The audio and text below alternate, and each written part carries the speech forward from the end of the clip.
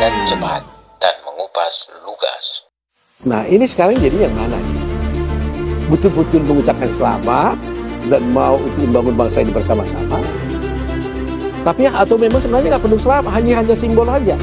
Karena digugat di pengadilan. Dan gugatan di PT UN itu juga ingin mengatakan menunda pelantikan daripada Pak Prabowo. Sekarang yang tengah berjalan adalah gugatan PDIP kepada KPU. Bagaimana tanggapan Abang soal ini, Bang? Nah, ini serius-serius tidak serius nih. Kenapa serius-serius nggak serius? Bingung kita, Bang, dengernya, Bang. Begini ya, kalau bicara segi politiknya dulu, walaupun saya bukan seorang politisi ya, tapi kan saya melihat Ganjar dan Mahfud kan sudah menyatakan selamat kepada Pak Prabowo. Tapi kenyataannya ada gugatan di PT UN. Nah, ini sekarang jadi yang mana nih? Betul-betul mengucapkan selamat dan mau untuk membangun bangsa ini bersama-sama. Tapi atau memang sebenarnya nggak perlu selamat, hanya simbol aja. Karena digugat di pengadilan. Dan gugatan di PT UN itu juga ingin mengatakan menunda pelantikan daripada Pak Prabowo. Nah, ini saya bilang ini ya kadang-kadang serius-serius tidak serius nih. Jadi selalu saya katakan kok selalu ada ekornya gitu loh. Ya kalau memang betul-betul selamat ya sudah, seperti orang di Amerika kan selamat selesai. Tapi kan kalau bicara soal Pilpres ini kan bukan soal mereka sepasang calon presiden dan calon wakil presiden dari nomor urut 03, Bang. Tapi kan di situ juga mengikuti partai, yang menggugatkan partai. Mereka kan bagian dari partai. Dan kita tahu bahwa PDIP itu semua keputusan berada di Ibu Mega. Nah, jadi berarti kalau itu pertanyaannya, kita boleh bilang nggak bahwa berarti Pak Ganjar ini menyatakan selama ini sebenarnya izin partai atau tidak ini? Iya kan? Tanya dulu berarti kita. Kalau itu bicaranya bahwa itu adalah keputusan di tangan Ibu Mega, berarti saya harus asumsikan Pak Ganjar dan Pak Mahfud menyatakan ucapan selamat itu kan pasti izin. Kalau itu asumsinya. Tapi kalau ini berbeda, akhirnya kita juga bisa berpikir, oh jangan-jangan ini apa yang diucapkan oleh Pak Ganjar, beda juga diinginkan oleh Ibu Mega. Kita tidak mau masuk ke arena mereka. Tetapi yang saya bilang ada dua hal yang berbeda yang tidak konsisten di sini.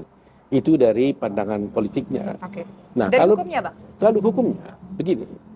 Bahwa menurut saya, kalau ini kan sudah ada putusan di MK. Putusan MK mengenai keabsahan daripada Prabowo Gibran itu tidak terbantahkan lagi. Sudah final and binding, mengikat kepada semua pihak, ya kan? Tidak ada lagi upaya hukum apapun terhadap itu. Nah, sekarang mereka mengajukan ke PT UN. Jadi ini kan dua forum yang berbeda, dua lembaga berbeda.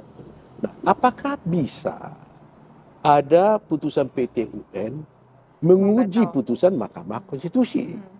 Menurut saya itu disobedience kan. Kalau sampai ada PT UN melakukan pembatalan itu disobedience. Kalau kita jangan berhak atau tidak, ya suka namanya hakim, mana bisa kita larang. Tapi teoritis itu kan tidak boleh.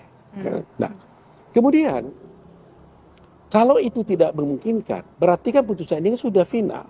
Nah, kemudian kedua, mereka mengatakan di dalam tunnya itu kelihatannya dari diskusi saya dengan Prof. Gayus pada waktu itu, kami tidak mempersoalkan tentang MK-nya. Kami hanya mempersoalkan tentang bagaimana adanya pelanggaran. Dia bilang. Saya bilang, kalau menyangkut pelanggaran, itu kan sudah diuji di Mahkamah Konstitusi. Bahkan di Bawaslu. Baru diuji lagi oleh MK. Nah, kalau sudah MK mengatakan itu tidak terbukti, bagaimana lagi PT UN bilang terbukti? Nah, kalau sampai terjadi seperti itu, negeri kita ini udah kacau dong.